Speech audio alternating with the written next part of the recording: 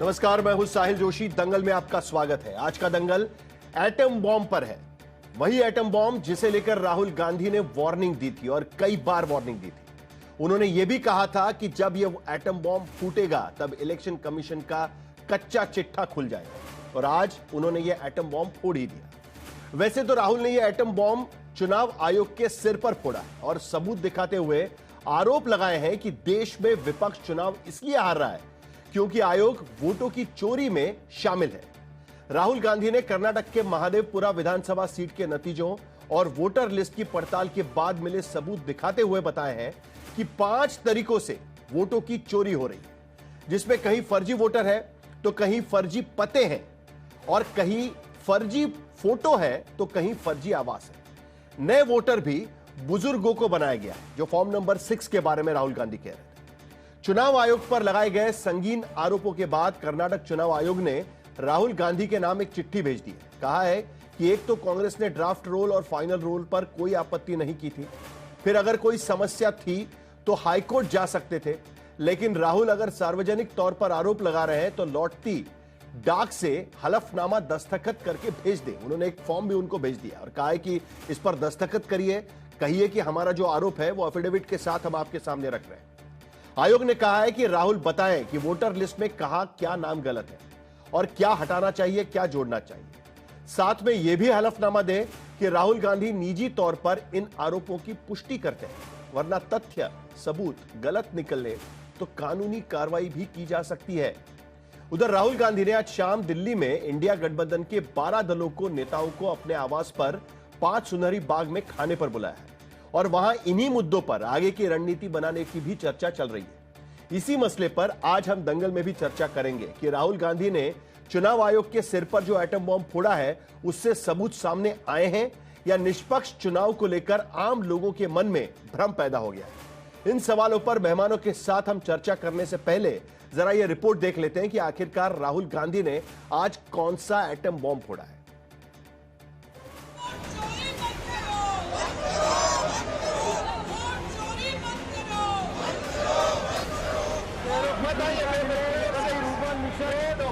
महीनों बरसों तक चुनावी हार की वजह तलाशने सड़क से संसद तक, संसद से चुनाव आयोग तक प्रदर्शन करने के बाद अब राहुल गांधी ने चुनाव आयोग पर वोटों की चोरी का बड़ा आरोप लगाया है। राहुल गांधी ने 7 फीट ऊंचे दस्तावेजों के ढेर की पड़ताल कराई। महीनों की मेहनत के बाद पता चला कि चुनावों में 5 तरीकों से वोट की चोरी हो रही है।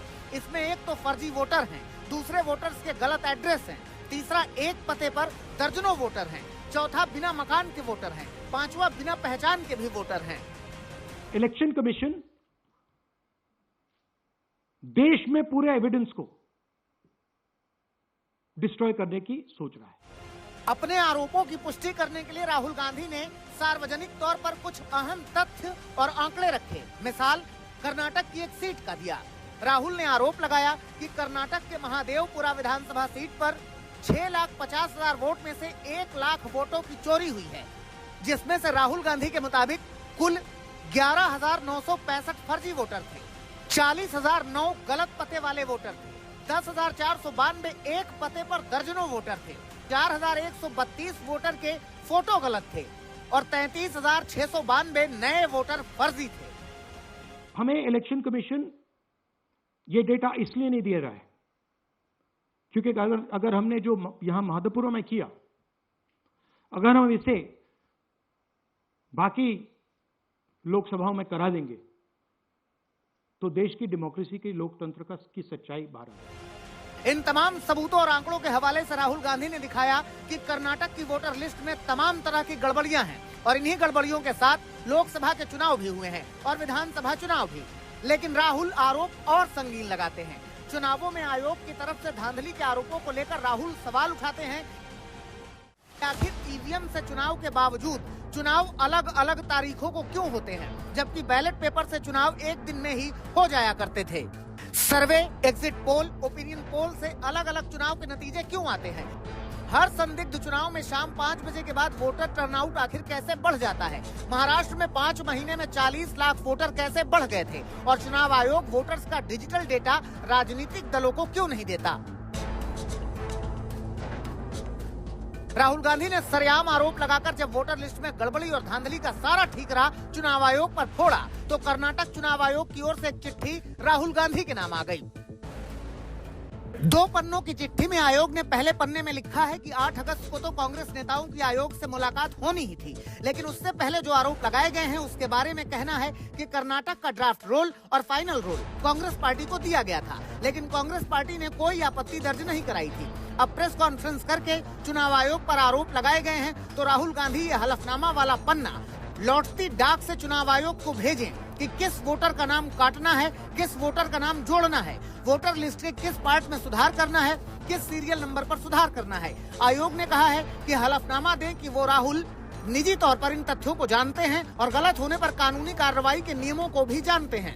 हालांकि राहुल गांधी इस चिट्ठी का जवाब देते हैं कि नहीं, ये देखने वाली बात होगी, लेकिन उससे पहले उन्होंने आयोग के अधिकारियों कर्मचारियों को धमकी जरूर दी है।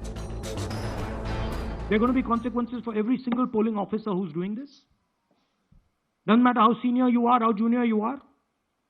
One day, the opposition is going to come to power, and then you see what we do to you. Because you are attacking the foundation of what our freedom fathers built. And we're not going to allow you to attack the foundation of what they built, no matter who you are. चुनाव आयोग के सिर पर atom bomb फोड़ने के बाद फिलहाल राहुल गांधी ने आगे की तैयारी शुरू कर दी है। इंडिया गठबंधन के नेताओं के लिए राहुल की ओर से आज शाम दिल्ली में 5 सुनहरी बाग वाले आवास पर डिनर रखा गया है। उसमें 12 विपक्षी दलों के नेता शामिल हो रहे हैं। बाकी की रणनीति आगे बनेगी। आज तक ब्यूरो। तो राहुल गांधी ने आखिरकार यह बॉम्ब फोड़ ही दिया। उनका यह कहना है कि दरअसल पूरी तरीके से चुनाव आयोग भारतीय जनता पार्टी के साथ मिला हुआ है।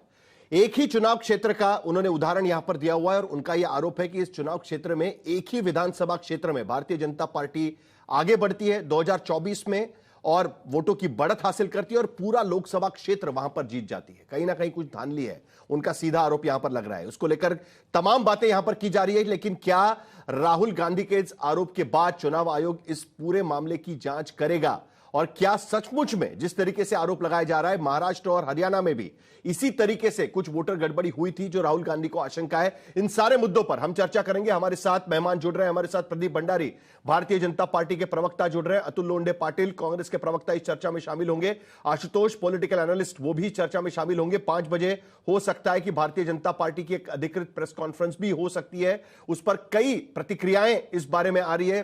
बेंगलुरु सेंट्रल के जो सांसद है पीसी मोहन, उन्होंने भी इस पर अपनी प्रतिक्रिया रखी है। उनका कहना है कि यह मतदाताओं का अपमान है और वहां पर भी हम जाएंगे, उनसे भी हम बात करने की कोशिश करेंगे। लेकिन 3 सवालों के साथ इस चर्चा की मैं शुरुआत करना चाहता हूं। पहला सवाल, क्या मतदाता सूची में गड़बड़ी पर राहुल गांधी के सबूतों से ईसीआई सवालों के घेरे में है?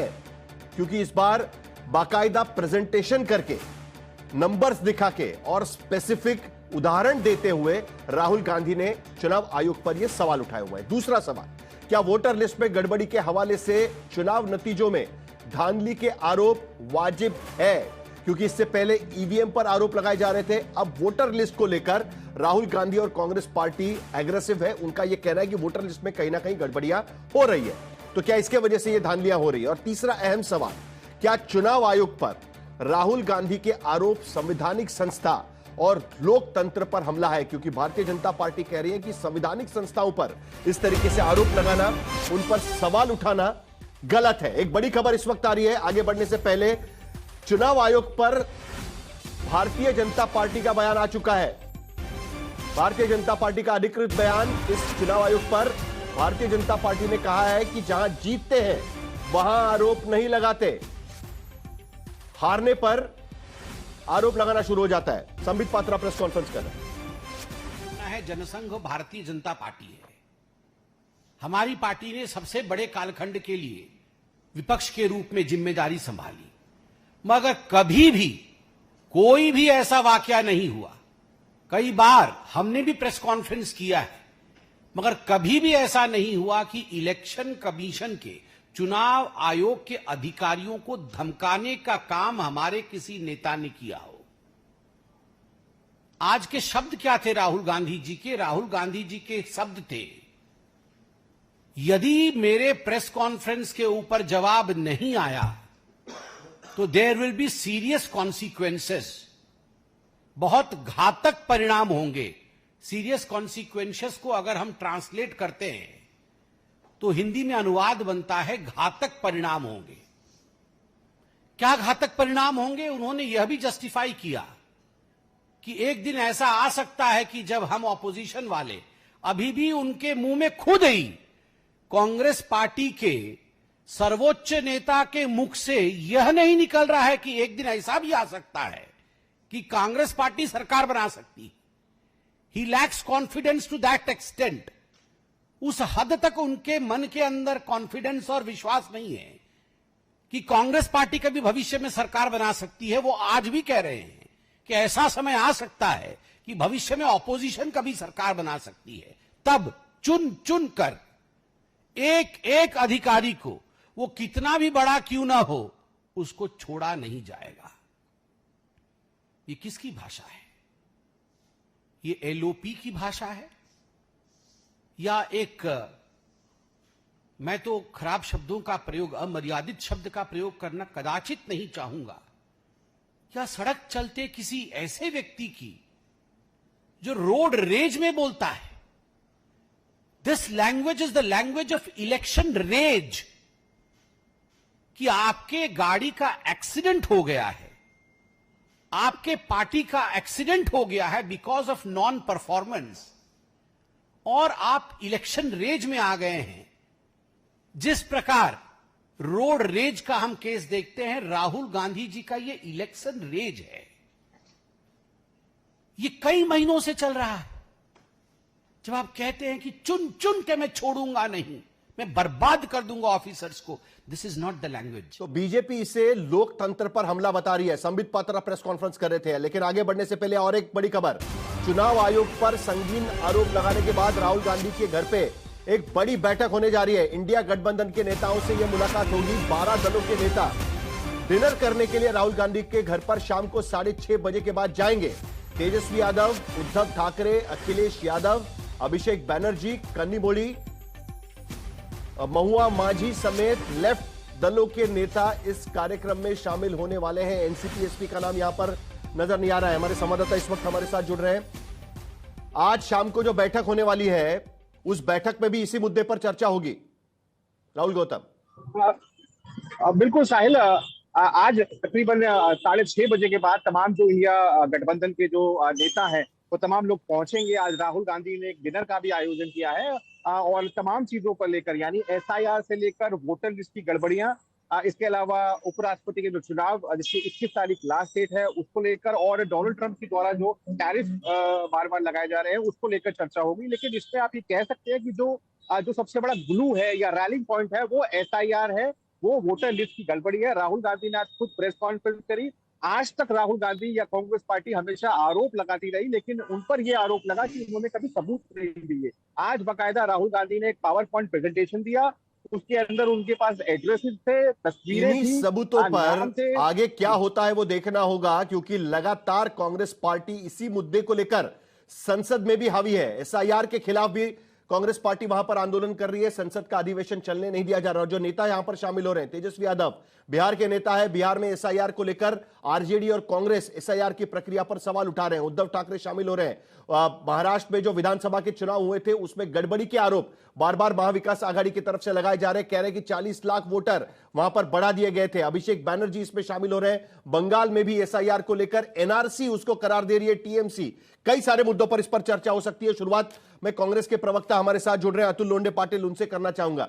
जरा मुझे, और आशुतोष आप भी सुन रहे हैं इसको लेकर, मुझे जरा इस बात का लॉजिक समझना है। इस बात को लेकर 4 चीजों के वजह से कांग्रेस पार्टी के मन में इस पूरे चुनाव के फैसलों को लेकर एक तरीके से आशंका पैदा हुई और उसके बाद यह जांच उन्होंने शुरू की। पहला उनका यह कहना है कि ऐसा कैसे हो सकता है कि सरकार के खिलाफ कोई एंटी इनकम्बेंसी नहीं है, जिसके वजह से हमको लगा कि ऐसा कैसे हो सकता है कि बीजेपी के खिलाफ कोई एंटी इनकम्बेंसी नहीं है, तो कहीं ना कहीं उसमें गड़बड़ियां हो सकती है। दूसरा, ओपिनियन और एग्जिट पोल पूरी तरीके से ऑफ द मार्क थे। अरे भाई, लोकसभा चुनाव में opinion poll, exit poll off the mark थे, यही तो साबित हुआ। लेकिन बीजेपी के खिलाफ वो पूरा का पूरा एग्जिट पोल गया था। आपको याद होगा, कांग्रेस पार्टी उस बात को लेकर चैनल्स पर और एग्जिट पोल्स पर सवाल उठा रही थी कि भाई आपने तो 400 पार बोला था लेकिन बीजेपी 240 पे सिमट गई। तीसरा, ऑर्गेनाइज्ड और माहौल बिल्डिंग बाय द मीडिया। और चौथा, choreographed election schedule. Election schedule को लेकर पहले भी सवाल उठाए जा रहे थे। इन चार चीजों का क्या लॉजिक है, जरा आप मुझे बताइए अतुल लोंढे पाटिल, कि किसी के खिलाफ एंटी इनकम्बेंसी नहीं है। कांग्रेस पार्टी की सरकारें कई राज्यों में 5-5, 6-6 बार रिपीट हुई है। एंटी इनकम्बेंसी नहीं थी, कोई वोटर लिस्ट का झोल था, इसके वजह से ऐसा कांग्रेस का शासन केंद्र में था। तब मध्य प्रदेश में 5-5, 6-6 बार बीजेपी की सरकार रिपीट हुई है। खुद प्राइम मिनिस्टर मोदी की सरकार गुजरात में 5 बार रिपीट हुई है, 4 बार। तो ये एंटी इनकम्बेंसी का क्या गड़बड़ है, जरा प्लीज समझाइए इसमें।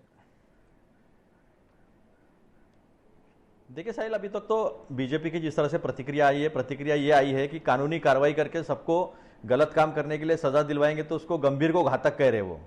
यानी कितना चोट अंदर तक गई है जब सच सामने दिखाया है, जिसको कोई झुटला नहीं सकता है। मेरा दावा है, साहिल जी आप बैठे हो यहाँ पर, आशुतोष जी बैठे हैं, झूठ बताकर दिखाओ कि ये आज राहुल गांधी जी ने जो सबूत के साथ सामने रखा है वो गलत है। किसी कहने की हिम्मत नहीं हो रही है, जब इलेक्शन कमीशन का डेटा ही दिखा रहा है, जब इलेक्शन कमीशन ने कैसे एक ही व्यक्ति ने 2 बार वोटिंग किया वो दिखाया है। इनको ये सिर्फ धमकियां देते हैं। मैंने खुद आर्टिकल लिखा, कोई छपवाने को तैयार नहीं था, देवेंद्र फडणवीस को जवाब देते हुए, वो फिर सामना ने छपवाया। उसमें मैंने लिखा है कि डी डुप्लीकेशन सॉफ्टवेयर का इस्तेमाल करके हमारे पृथ्वीराज चौहान साहब, उन्होंने कराड़ में जो है वो सच्चाई निकाली है। एक व्यक्ति 4-4, 5-5 जगह एसीटोन लगाकर बार बार उन्होंने वोटिंग किया है, और ये सारे केसेस जो है कोर्ट में है, लेकिन किसी की हिम्मत नहीं हुई केस डालने की। ये तो सिर्फ ऊपर की मुंहजबानी धमकियां जो दे रहे हैं, ये अपने पास रखे। रही बात एंटी इनकम्बेंसी की, हमारे अपने इंटरनल सर्वे होते हैं। हमने जहां जहां इंटरनल सर्वे थे, तो इंटरनल सर्वे में दिखाई दे रहा था यहां तो हम जीत रहे थे। हम तो कर्नाटक में 16 सीटें जीत रहे थे, हम 9 सीटें जीत गए। हम बाकी की जगह कैसे हार गए? सिलेक्टिव महाराष्ट्र में जिस तरह से 82,000 बूथ पे इन्होंने गड़बड़ की है, तो हमने डेटा मांगा। हमने क्या मांगा साहिल? आप हमको सीसीटीवी कर्नाटक में 2019 में आपने 1 सीट जीती थी, वहां पर 9 सीट जीत गए। बूथों पर कर्नाटक में 2019 में आपने 1 ही सीट जीती थी, 2024 में आप 9 सीटें जीत गए वहां पर। सुनो ना साहिल, यही तो बात है ना। एंटी इनकम्बेंसी इतनी जबरदस्ती कि इन्होंने 140 के ऊपर जाना नहीं चाहिए था। एडीआर का भी इनके खिलाफ केस है कि 79 सीटों पे इन्होंने क्या क्या गड़बड़ की है। तो जब बोल रहा था मैं, थोड़ा सुनो आप, 12,000 बूथ पर अगर 76 लाख वोट होने हैं तो 600 वोट 5 बजे के बाद होने हैं। अब एक वोट को 1 मिनट पे लगा दो, 10 घंटा इन्हें क्या सुबह 3-4 बजे तक कहीं वोटिंग चल रही थी महाराष्ट्र में? फिर इलेक्शन कमीशन भागता क्यों है? ये कानून क्यों बदलते हैं? इन्होंने कहा कि 45 दिन के ऊपर आप डेटा नहीं, हम नहीं रखेंगे, डेटा इरेज कर देंगे। इरेज कर दिया है डेटा। क्यों डरते हैं आप? आज तो ये टेक्नोलॉजी इतनी आगे है, सेमीकंडक्टर चिप में, इतने से चिप में आप कितना भी डेटा जो है वो स्टोर कर सकते हो। तो फिर आपने ये कानून क्यों बदला? जबकि चंडीगढ़ हाईकोर्ट ने कहा था कि डेटा दिया जाए, तो कानून बदल दिया। चयन समिति जो बनी थी उसमें से सुप्रीम कोर्ट के चीफ जस्टिस को हटा दिया। बार बार जो है वो चोरी करके भागने की कोशिश जो है वो चुनाव आयोग कर रहा है। अभी एसआईआर में देखिए, एसआईआर कर रहे, कुत्ता, कुतिया, कुत्ते का बाप, ये लोग वोटर बन रहे। ये तो छोड़ो, डोनाल्ड ट्रंप को भी इन्होंने वोटर बना दिया। फौजी लोग जो खुद छुट्टियां लेकर आए हैं अपना डॉक्यूमेंट सबमिट करने, तो बीएलओ ने खुद ही जो है उनके डॉक्यूमेंट सबमिट कर दिए हैं, और चर्चा नहीं चाहते हैं। जबकि उपराष्ट्रपति जिनको जाना पड़ा, उन्होंने कहा कि चर्चा हो सकती है, बिल्कुल इलेक्ट्रल रोल पे चर्चा हो सकती है। और चर्चा कई बार हुई है, 11 में हुई है, 2013 में हुई है, 17 में हुई है, तो अभी चर्चा क्यों नहीं हो सकती है?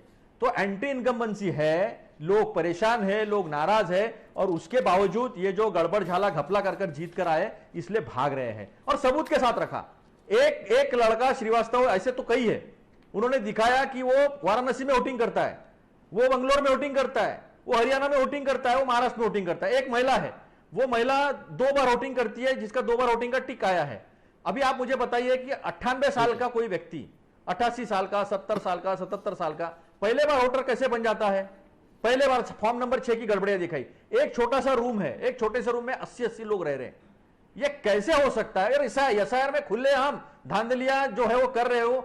मैं तो नाम लूंगा, आज मैं बार बार लिया है। अजीत अंजुम जी ने सबूत के साथ लोगों के सामने बीएलओज ने माफीनामा दिया है। कैसे गार्डन में बैठ के खुद ही फॉर्म भरा जा रहा है, बोगस जानकारियां दी जा रही है, डॉक्यूमेंट के नाम पर लोगों को लूटा जा रहा है। तो ये सब सामने है ना, माफीनामे दिए। चुनाव आयोग कह रहा है, आप एक तरफ आरोप लगाते हैं कि इस तरीके से गलत नाम घुसेड़े गए, क्योंकि आज का प्रेस कॉन्फ्रेंस उस बात को लेकर था।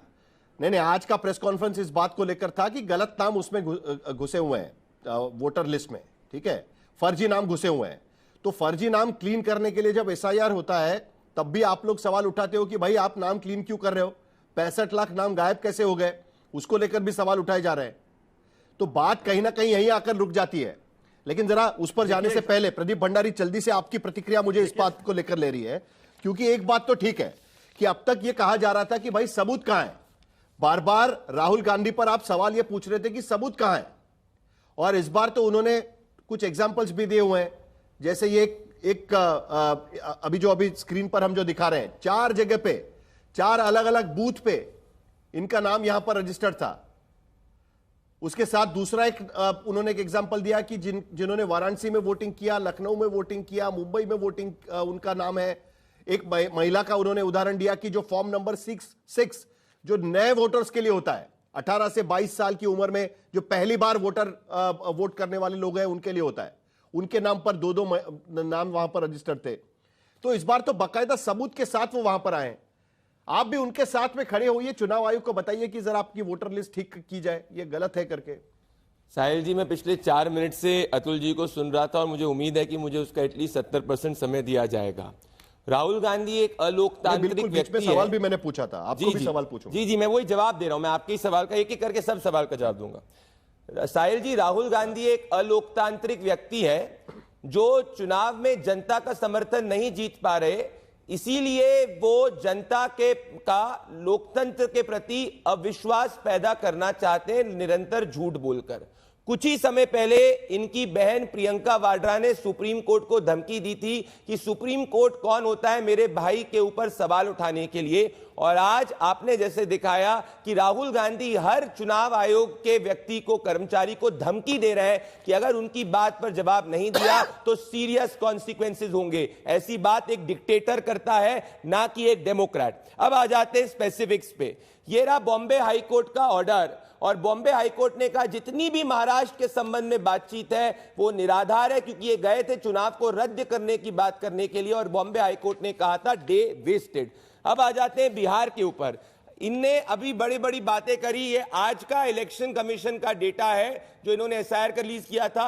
60,000 से ज्यादा इनके बूथ लेवल एजेंट्स हैं। ना उनमें से इनके फेवरेट यूट्यूबर के किसी वीडियो को इन्होंने कोट किया, ना कोई एक कंप्लेन इनके बूथ लेवल एजेंट्स ने अभी तक एसआईआर पे करी। राहुल गांधी भूल गए कि वो ये वोटर की बात करते करते उनकी पूरी प्रेस कॉन्फ्रेंस अगर मैं सीरियसली लूं तो वो एसआईआर के पक्ष में है। और इससे सबसे ज्यादा घबराहट तो तेजस्वी यादव को होने चाहिए जिसके 2-2 वोटर आईडी आए। अब अगर मैं स्पेसिफिक्स पे आ जाता हूं, राहुल गांधी ये कहते हैं कि भाई कम वोट से भारतीय जनता पार्टी जीती और 22,770 वोट का डिफरेंस था 30 से ज्यादा सीटों पे, जिसके कारण हम लोकसभा में जीते।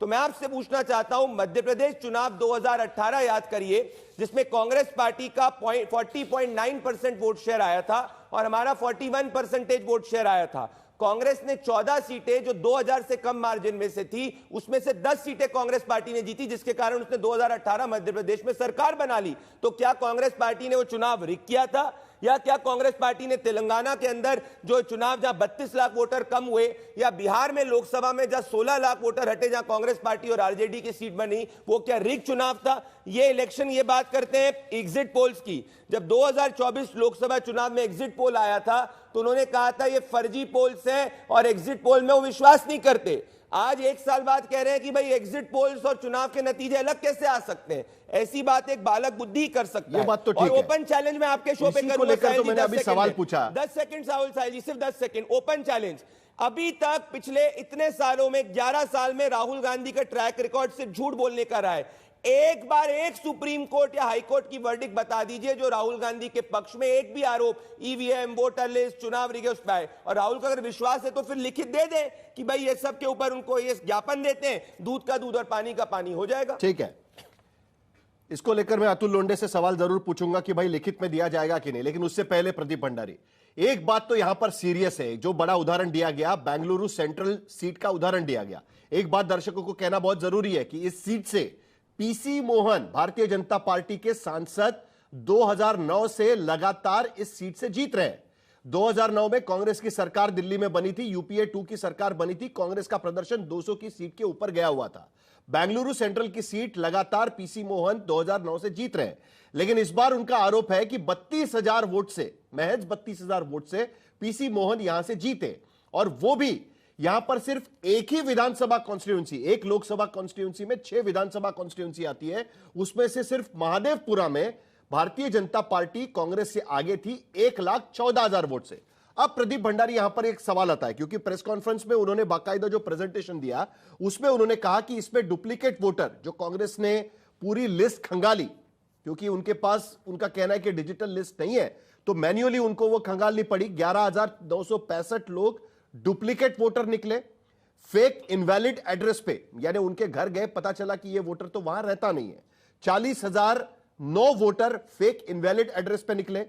बल्क वोटर्स, एक ही पते पर कई सारे वोटर, उसका एक उदाहरण भी उन्होंने दिया, एक ब्रूअरी थी वहां पर 40 वोटर रजिस्टर्ड थे, ऐसे 10,452 वोटर निकले। इनवैलिड फोटोग्राफ्स, यानी अतुल लोंडे पाटिल के नाम पर वोट लेकिन फोटो लगाया हुआ है प्रदीप भंडारी का, इस तरीके के फोटोग्राफ्स वाले 4,132 निकले। और फॉर्म नंबर 6 जो मैंने कहा कि अमूमन first time voter form number 6 का इस्तेमाल करते हैं, 33,692 वोटर्स ऐसे थे जो फर्स्ट टाइम वोटर के नाम पर वहां पर रजिस्टर्ड थे, लेकिन वो फर्स्ट टाइम वोटर नहीं दिख रहे थे, क्योंकि वो उम्रदराज लोग उस तरीके से वोटर लिस्ट में पाए गए थे। यह संख्या 1 लाख के करीब जाती है, करीब करीब। तो उनका यह कहना है कि 1,14,000 से वहां पर बीजेपी आगे थी, लेकिन 1 लाख तो इस तरीके के वोटर निकलते हैं। यह मामला तो गंभीर लगता है ना प्रदीप भंडारी, आपको नहीं लगता कि इसका एक बार दूध का दूध पानी का पानी हो जाना चाहिए? चुनाव आयोग अगर ऐसी बात है तो धुले लोकसभा के अंदर हर असेंबली सेगमेंट में, धुले रूरल, धुले सिटी, सिदकीदा, मालेगांव आउटर और बलगाम के अंदर, आप महाराष्ट्र से आते हैं, भारतीय जनता पार्टी लीड करी, पर सिर्फ इकलौती ऐसी विधानसभा थी मालेगांव सेंट्रल जहां पे भारतीय जनता पार्टी को 4,540 वोट मिले और कांग्रेस पार्टी के वोट बैंक ने 1,98,869 वोट्स कांग्रेस पार्टी को करे, 99%, और कांग्रेस पार्टी जीत गई। तो कांग्रेस को कहिए पहले अपने दूल्हे के जो कैंडिडेट है उससे रेजिग्नेशन ले। और दूसरी बात मुझे जरा बताइए, क्या महादेवपुरा के जब लोकसभा के चुनाव के नतीजे आए, साहिल जी, क्या महादेवपुरा के कांग्रेस के कैंडिडेट ने ऑफिशियल कंप्लेन इलेक्शन कमीशन को करी? क्योंकि यहां पे इस रिकॉर्ड के हिसाब से तो ऑफिशियल कंप्लेन नहीं करी है। मैं वापस से आपको कहूंगा साहिल जी, ये लगातार निरंतर झूठ बोल रहे हैं, क्योंकि जैसे कर्नाटक के गृह मंत्री ने कहा था कि ये बूथ लूट के, ये ऑन रिकॉर्ड वीडियो है कर्नाटक के गृह मंत्री परमेश्वर जी का, कि जब चुनाव में ईवीएम नहीं होता था तो इलेक्शन रिग करते थे। अब ये रिग नहीं कर सकते, बूथ नहीं लूट सकते, तो ये अविश्वास पैदा कर रहे हैं क्योंकि राहुल गांधी को जन समर्थन नहीं मिल रहा है। यही सच्चाई है। ये पीसी मोहन वहां के जो सांसद है उनका ट्वीट आया हुआ है, वो कह रहे हैं कि ये हिंदुओं का अपमान है, और उनका कहना है कि कांग्रेस को लगता है कि ये माइनॉरिटी हेवी सीट है और इसीलिए कांग्रेस ही वहां पर जीतनी चाहिए। ये सीधा सीधा आरोप पीसी मोहन यहां पर लगा रहे हैं। अतुल लोंडे पाटिल, आपको मैं रिबटल का मौका दूंगा, लेकिन उससे पहले आशुतोष, ये बड़ा इंटरेस्टिंग है, आपको नहीं लगता कहीं ना कहीं कांग्रेस में ऐसे कई नेता है कि जिस तरीके से महाराष्ट्र में हार हुई उसके बाद उनको लग रहा था कि उन पर हार का ठिकरा फूटेगा, क्योंकि उससे पहले महाविकास आघाड़ी में भी आपसी जो अनबन चल रही थी वो हमने देखी पूरी तरीके से। अब इस तरीके के प्रेस कॉन्फ्रेंस के बाद वो तो कहेंगे कि भाई हमारी थोड़ी गलती है, वो तो चुनाव हमसे छीना गया है, हमने तो अच्छा ही काम किया था, तो उनके लिए तो अच्छा ही हो जाएगा ना ये पूरा बात। और दूसरी बात, अगर हाईकोर्ट भी जा सकते हैं, इससे पहले भारतीय जनता पार्टी ईवीएम के खिलाफ अदालत का दरवाजा खटखटा चुकी है, तो उसी तरीके से कांग्रेस पार्टी भी हाईकोर्ट जा सकती है। आपको लगता है कि ये सारी चीजें करनी चाहिए, या इस तरीके की प्रेस कॉन्फ्रेंस के वजह से कार्यकर्ताओं पर भी असर पड़ेगा कि भाई चुनाव लड़ने का फायदा ही नहीं है, ये तो इसी तरीके से चुनाव जीता जा रहा है? आशुतोष, देखिए साहिल, इसमें जो सबसे बड़ा मुद्दा है, मुझे लगता है कि वो इस वक्त हमारे केंद्र में होना चाहिए। सबसे बड़ा मुद्दा इस बात को लेकर यह है कि राहुल गांधी ने कर्नाटक के बेंगलोर की एक विधानसभा सीट का डेटा निकाला और उस डेटा को निकालकर उन्होंने बड़े गंभीर आरोप लगाए और यह कहा कि वोटों की चोरी हो रही है। ये प्रमुख मुद्दा है। वो लगातार पिछले 7-8 महीनों से लगातार ये कह रहे हैं वोटों की चोरी की जा रही है, चुनाव आयोग किसमें मिली भगत है और चुनाव आयोग भारतीय जनता पार्टी के लिए चुनाव। तब बार बार ये कहा जा रहा था कि भाई आपके पास सबूत है नहीं, सबूत है नहीं। और आज जब वो सबूत देने की कोशिश कर रहे हैं, जब उन्होंने एक प्रेस कॉन्फ्रेंस करके बाकायदा डेटा देकर कहा, बाकायदा प्रेजेंटेशन करके जब बताने की कोशिश की है, तो ये बहुत गंभीर सवाल अपने आप पे खड़ा हो जाता है। और मुझे लगता है कि इसमें इलेक्शन कमीशन को एक तरीके से साफ तौर पे कहना चाहिए कि थैंक यू सो मच, आपने मुझे जानकारी दी है, हम इस जानकारी की पड़ताल करते हैं, आप हमें जो कुछ भी आपके पास डेटा है, जो कुछ भी आपके पास सबूत है, जो कुछ भी आपके पास। लेकिन देखिए ना आशुतोष, ये हलफनामा मांगा है उन्होंने, ये हलफनामा ट्वीट किया है कर्नाटक के चुनाव कमिश्नर ने, इलेक्शन कमिश्नर ने, और कहा है कि हलफनामा में आप लिख के दीजिए कि जो हमने कहा है वो सारा सच है, हम लोग जांच करेंगे उसको लेकर। देखिए ये मुझे लगता है कि ये बहुत ही बेवकूफी का काम है। बेवकूफी का काम इसलिए क्योंकि कि हलफनामा आप मांग रहे हैं। सवाल क्या है, अगर इलेक्शन कमीशन की नीयत साफ है, मैं बड़ी गंभीरता से इस बात को कह रहा हूं, तो उन्होंने कहना चाहिए कि भाई लीडर ऑफ अपोजिशन ने या कांग्रेस पार्टी के नेता ने आरोप लगाए हैं और उसकी जांच होनी चाहिए, वो खुद जांच करे इस पूरे मामले। आप हलफनामा क्यों मांग रहे हैं? किस लिए हलफनामा? वो तो पब्लिक डोमेन में उन्होंने बात कही। मैं जो कहने की कोशिश कर रहा हूं कि अगर ये बात सच है और अगर राहुल गांधी की बात गलत साबित होती है तो फिर राहुल गांधी के खिलाफ कार्रवाई करिए आप, लेकिन जांच तो कराइए। जांच नहीं करा रहे, वो कह रहा आप हलफनामा मुझे क्यों भाई आप हलफनामा देना चाहते हैं? तो मैं जो बात कहना चाहता हूं कि अभी तक जो Bharatiya Janata party election commission आरोप लगा रहे थे कि आप आरोप लगाते सबूत नहीं देते, अब वो सबूत दे रहे हैं। अगर सबूत दे रहे हैं तो सबूतों की जांच होनी चाहिए। और अगर राहुल गांधी ने पब्लिकली आरोप लगाया है, कोई छुपके तो लगाया नहीं है, और अगर पब्लिकली आरोप लगाया है तो पब्लिकली उसकी जांच हो जाए, भंडारी, अब पब्लिकली जांच हो जाए। और अगर वो गलत है तो जांच तो होनी चाहिए। एक बार जांच करिए और उसके बाद आप करिए प्रेस कॉन्फ्रेंस करिए और बोल दीजिए कि ये सारे आरोप गलत निकल के आए हैं करके। साहिल जी, दरअसल जब चुनाव आयोग के पास तो डिजिटल डेटा है ना। जब तक आशुतोष जी की आंखें राहुल गांधी को चुनाव नहीं जीतते हुए देखेंगी, तब तक उनको इलेक्शन कमीशन अनबायस नहीं दिखेगा, और शायद से इस लाइफ टाइम में वो नहीं होने वाला है। आशुतोष जी ने शायद से वो पढ़ा नहीं है। पॉइंट नंबर 6 के अंदर क्या लिखा है, जरा पढ़ देता हूं मैं अंग्रेजी में। ये कहते हैं, you are kindly requested to sign and return the enclosed declaration oath so that necessary proceedings can be initiated. अगर उनको खुद के अपने सबूत पे विश्वास है तो जैसे कोर्ट के अंदर कोई एक वकील के तहत रिटर्न भेजता है तो रिटर्न में इतनी घबराहट क्यों है भैया? पहले रफाल में बोला था चोरी हो गई, सुप्रीम कोर्ट ने पर्दाफाश कर दिया। फिर बोला चाइना हिंदुस्तान की जमीन ले ली, सुप्रीम कोर्ट ने पर्दाफाश कर दिया। कितने झूठ बोलेंगे? और लग रहा है कि सत्य है तो जाके कर दीजिए। अच्छा होगा देश के लिए कि अगर राहुल गांधी के पास कुछ सत्य है, परंतु अगर झूठ बोल रहे हैं तो कार्रवाई के लिए भी तैयार होना चाहिए। लोकतंत्र की बात है जी। मैं तो ये नहीं कहूंगा प्रदीप मेरे छोटे भाई की तरीके से हैं, मैं तो बिल्कुल नहीं कहूंगा, लेकिन मैंने इलेक्शन कमीशन को कार्रवाई करते हुए देखा, इसलिए मुझे मालूम है। अगर ये टीएन सेशन के जमाने में होता तो अब तक टीएन सेशन, आशुतोष भाई एक में प्रदीप, अब तक अगर टीएन सेशन होते तो अब तक वो कार्रवाई भी कर दी होती, कार्रवाई के जांच के आदेश भी दे दिए होते और तमाम अफसरों को बुला के चुनाव लड़ लिए होते हैं। एक मिनट प्रदीप प्लीज बोलिए प्लीज बी सिविल। मैं जो बात कह रहा हूं कि राहुल गांधी ने कोई छुपके तो आरोप लगाया नहीं है, ना वॉशिंगटन डीसी में जाके आरोप लगाया है, उन्होंने तो बाकायदा देश के अंदर आरोप लगाया है। तो अगर उसकी जांच हो जाए इंडिपेंडेंट तरीके से, अगर जांच हो जाए, अगर जांच में वो गलत साबित होते हैं, अगर गलत पाए जाते हैं, तो जाहिर सी बात उनके खिलाफ कार्रवाई होनी चाहिए। उसके लिए आपका एफिडेविट मंगाने की क्या जरूरत है? इसका मतलब ये है कि इतनी दिक्कत है। आप प्रदीप मैंने बीच में नहीं बोला, Pradeep please have some civil.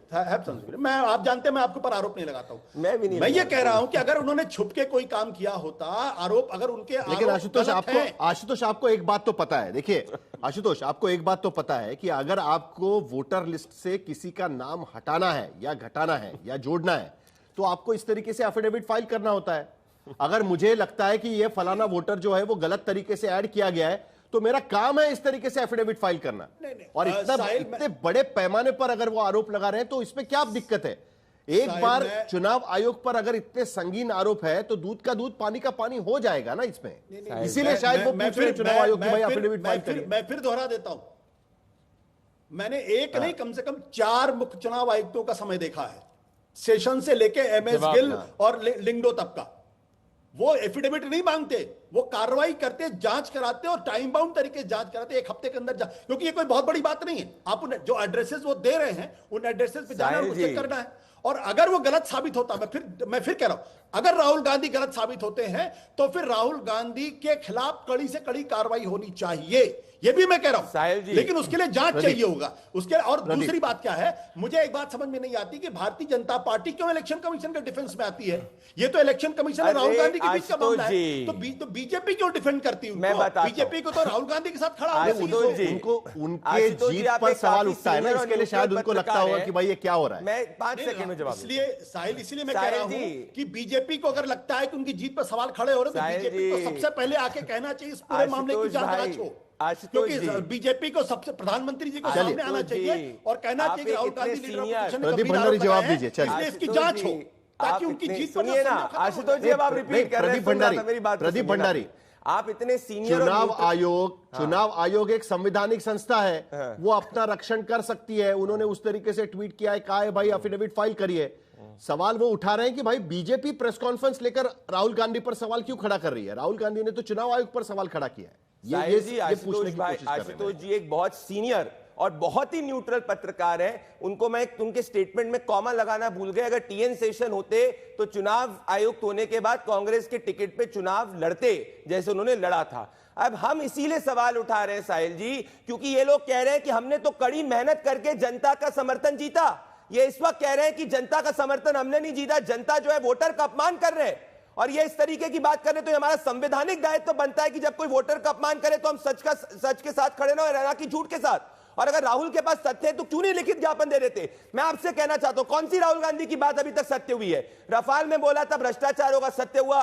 Hindenburg के पक्ष में खड़े हुए, क्या सत्य हुआ? उन्होंने जाके कहा चीन भारत की भूमि लेगा, सत्य हुआ? कौन सी राहुल गांधी की बात सत्य हुई है साहिल जी, जो कोर्ट ऑफ लॉ के अंदर सत्य हुई है? एक भी नहीं हुई है। तो जिसका निरंतर इतिहास झूठ बोलने का रहा है, अगर उससे चुनाव आयोग बोल रहा है कि हम इन्वेस्टिगेट करने के लिए तैयार है, बस लिखित दे दीजिए जिससे हम स्टडी कर लें, तो दिक्कत क्या है? दिक्कत क्या है?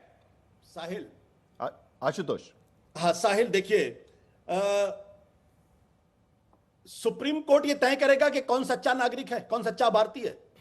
तो तापिर गांव जो भारतीय जनता पार्टी के अपने एमपी हैं, उन्होंने ही प्रेस कॉन्फ्रेंस करके कहा था, on the floor of the house उन्होंने कहा है कि Clarify चीन कर ने दिया भारत था की जमीन उन्होंने। पे कब्जा कर रखा है। ये तो तापिर गांव के खिलाफ कार्रवाई होनी चाहिए। क्लैरिफाई कर दिया था आशुतोष जी, नहीं, बिल्कुल clarify on the floor of the house. नहीं, उन्होंने कहा था कांग्रेस के समय की बात कर रहे थे आशुतोष जी। वो ना अरे, बिल्कुल आप नहीं, देखो, बिल्कुल नहीं। आप मैं दिखा देता हूं, चलो। अरे भाई गूगल करिए, वो मिल जाएगा। मैं गूगल कर रहा हूं। चलिए मुद्दा वो नहीं है आज की स्थिति में। राहुल गांधी ने आरोप लगाए हुए हैं, वो सही निकले गलत निकले, ये मुद्दा आज की स्थिति का अभी का मुद्दा नहीं है। अभी का मुद्दा ये है कि जिस तरीके से देश में चुनाव हो रहे हैं उसकी प्रक्रिया को लेकर नहीं, लेकिन जिस तरीके से वोटर लिस्ट चुनाव आयोग तैयार कर रहा है और उस वोटर लिस्ट में जो नए नाम दिखाई दे रहे हैं उसको लेकर विपक्षी पार्टियां जो सवाल उठा रही है, यह सबसे बड़ा सवाल यहां पर खड़ा होने की कोशिश कर रहे हैं। अतुल लोंढे पाटिल के पास जाने के पहले जरा प्रदीप भंडारी आपसे और एक प्रतिक्रिया मुझे जाननी है।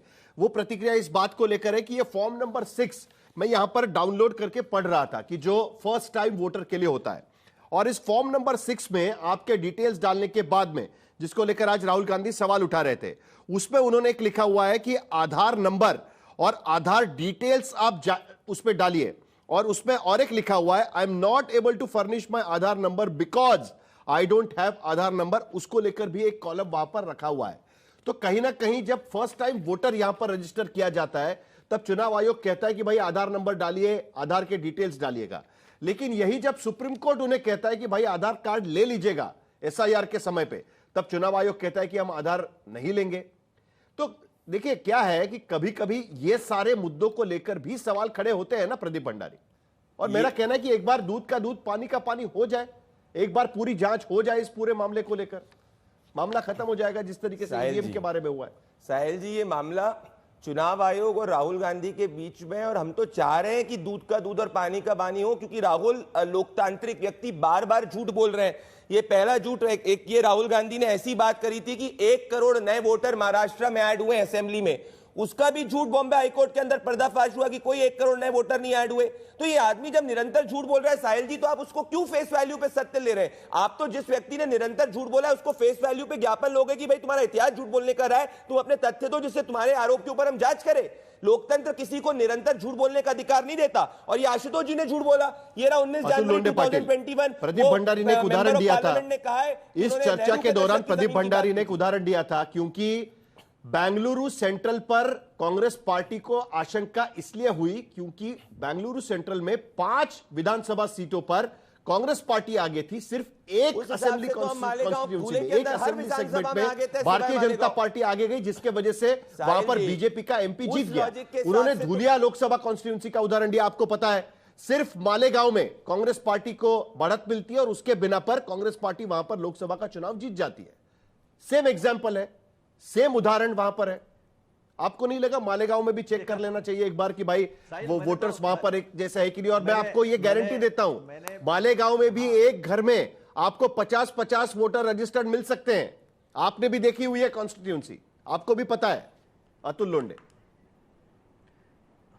साहिल मैंने सबका शांति से सुना, डर के मारे कोई बीच में बोलेगा तो मैं बोलने नहीं दूंगा। फिर ऐसा है कि जो व्यक्ति लोकतंत्र को बचाने के लिए लड़ता है वो अलोकतांत्रिक है। पहलगाम में सवाल पूछो, आप पाकिस्तान की बात करते हो। किसान सवाल उठाए, वो खलिस्तानी है, चीन परस्त है, पाकिस्तान परस्त है। आपने चाइना के साथ गलबैया की, चाइना ने आपकी जमीन ली, तापिर गांव ने कहा, लेह के अध्यक्ष ने कहा, वहां के चरवाहों ने कहा, 10,000 लोग सोनम वांगचुक के साथ चल के आए। वो सारे झूठे, केवल बीजेपी सच्ची है और देश का प्रधानमंत्री भागता है। क्यों कैसे भागता है?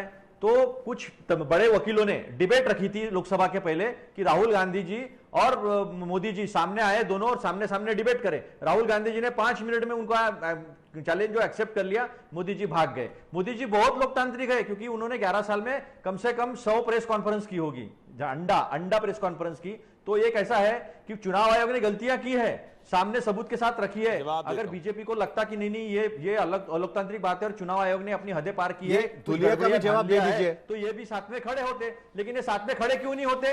ये साथ में खड़े क्यों नहीं होते? क्योंकि चोर के दाढ़ी में तिनका है, ये इनके कहने पर ही सब कुछ होता है। तो सीधी बात है, चोर के दाढ़ी में तिनका होने की वजह से चुनाव आयोग के पहले बीजेपी वाले सामने आए थे। अभी मार्केटवाड़ी, साहिल तुम जानते हो, मैं खुद मार्केटवाड़ी गया था। मार्केटवाड़ी के लोगों ने कहा कि ये वोट हमारा नहीं है, वहां पर जाता हूं, लेकिन पहले धुलिया का जवाब दीजिए मुझे। और तहसीलदार को किया हमारा वोटिंग लो। मैंने आपको सिमिलर एग्जांपल रखा है सामने, आप जरा धुलिया का जवाब दीजिए। बेंगलुरु सेंट्रल का मिरर इमेज है धुलिया लोकसभा कॉन्स्टिट्यूंसी। अरे सुनो ना, मैं उसका भी जवाब देता हूं ना, आप सुनते क्यों नहीं है? तसाइल जी, मार्केटवाड़ी के जनता खड़ी हुई थी, वहां राहुल गांधी खड़े नहीं हुए थे। वहां मैं गया था, उसके बाद में मैंने वहां पर लोगों से चर्चा की। लोगों ने तहसीलदार को अर्जी लगाई और कहा कि आप मतदान नहीं किया। लोगों ने पैसे खड़े किए, बूथ खड़े किए, वहां से सीआईएसएफ लगाकर लोगों को डराकर भगवा दिया। अब रही इनको मालेगांव का डाउट है तो मालेगांव में भी इंक्वायरी लगा दे। ये जो है सबूत सामने लेकर आए, सबूत सामने रखे और इलेक्शन कमीशन से कहे कि वहां पर भी इंक्वायरी लगा दो। तो मैं मांगता हूं कि आप चलो मालेगांव सेंट्रल में भी जो है वो इंक्वायरी लगा दो, दूध का दूध पानी का पानी हो जाएगा। सवाल बीजेपी जीत रही, कांग्रेस हार रही, या कांग्रेस जीत रही, बीजेपी हार रही, ऐसा नहीं है।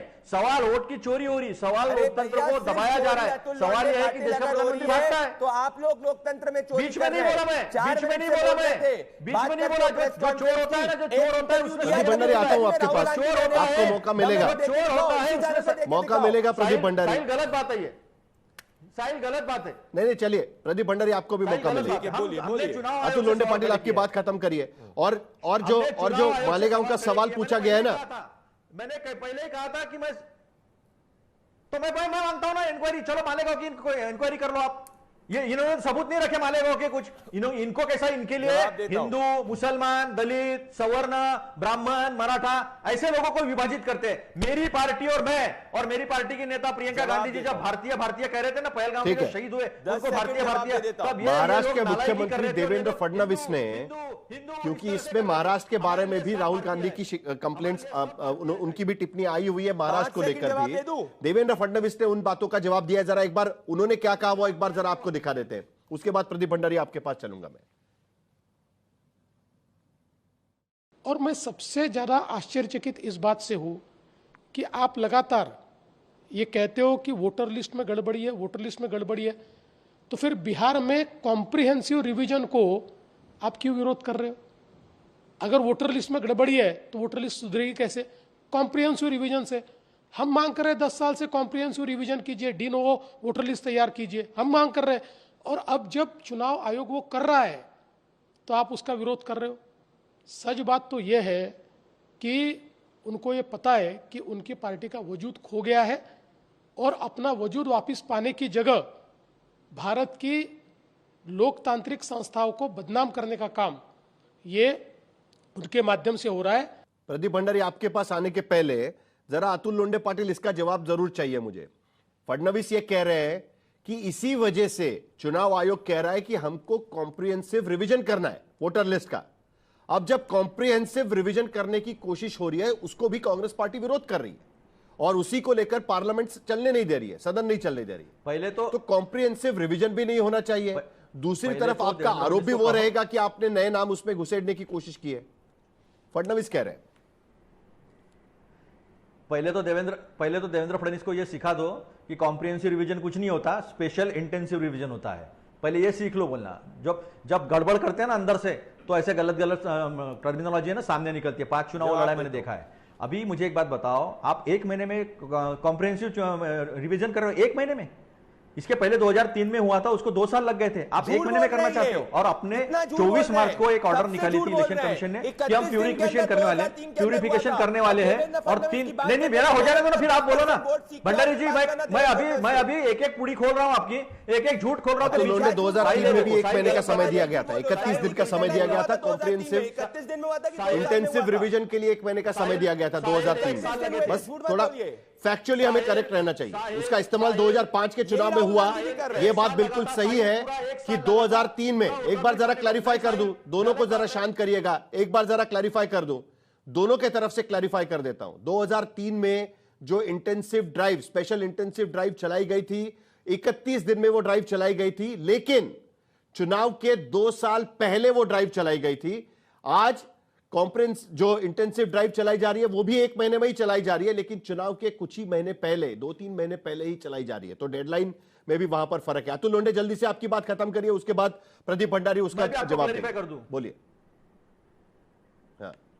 मैं भी आपको क्लैरिफाई कर दूं कि वो जो इंटेंसिव रिवीजन था, वो इंटेंसिव रिवीजन कंप्यूटराइज था, कंप्यूटराइजेशन हुआ था और कंप्यूटर के माध्यम से वो रिवीजन किया गया था। ऐसे लोगों के घर जा जाकर रिवीजन नहीं हुआ था। ये आपको भी मैं क्लैरिफाई कर दूं। अब दूसरी बात रही, 24 मार्च को इसका इलेक्शन कमीशन का एक जीआर आता है, वो कहता है कि हम प्यूरिफिकेशन ऑफ वोटर लिस्ट करेंगे। फिर आपके ही चैनल का, इंग्लिश चैनल का एक सर्वे आता है, उसमें कहते हैं कि 47% पॉपुलैरिटी राहुल जी की है, 32% पे मोदी जी है। फटाक से 25 मई को एक दूसरी ऑर्डर आती है कि हम स्पेशल इंटेंसिव रिवीजन करेंगे। 24 मार्च को क्यों नहीं कहा आपने?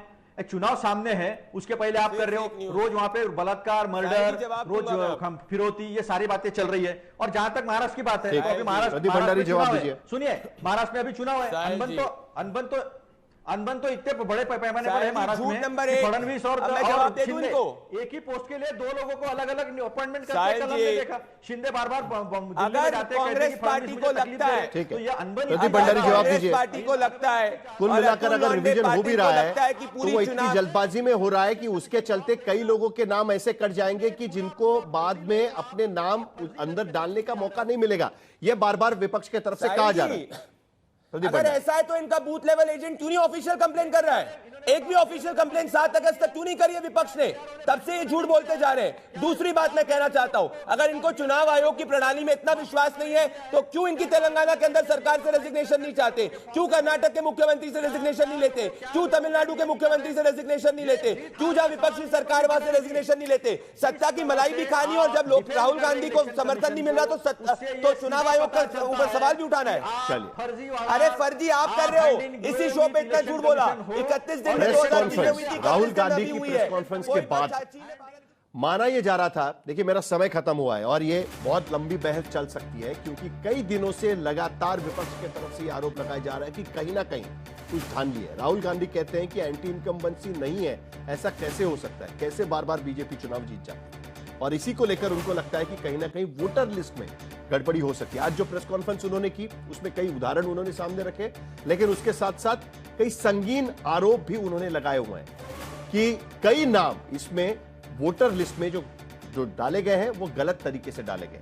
अब चुनाव आयोग इस पर क्या कहता है उस पर नजर रखना बहुत जरूरी है। चुनाव आयोग कह रहा है कि आप एफिडेविट फाइल करिए, राहुल गांधी उसके लिए तैयार नहीं है। तो मामला कहां तक जाएगा, शाम को इंडिया अलायंस के पार्टनर्स की मीटिंग भी होने वाली है, उस पर भी हम नजर रखेंगे।